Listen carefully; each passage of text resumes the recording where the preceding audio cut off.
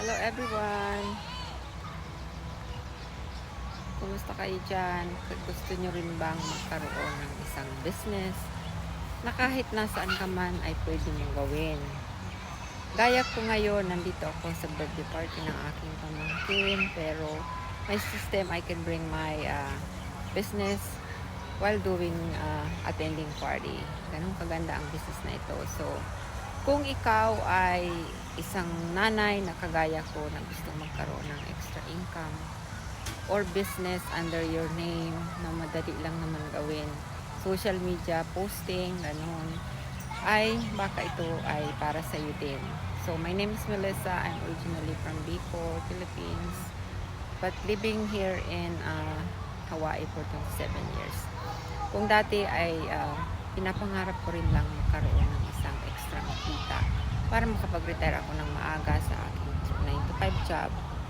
Pero noon hindi ko alam kung paano at kung anong gagawin. Marami akong nasubukang mga business pero hindi nag-work sa akin. But by God's grace, I was a webinar 2 years ago, and then yun ang makakapagpabago ng aking buhay dahil nakakatulong na ito sa akin ng malaki, nakabayad mo ng sasakyan, at natutulungan ko ang aking pamangkin sa Pilipinas nag-aaral ng college. At yun nga, makakapag-retire ng maaga. I don't have to wait until I'm 65 years old. Matagal pa yon. So, message me guys para bigyan kita ng free access sa aming webinar. Yun lamang ang pinanood ko noon.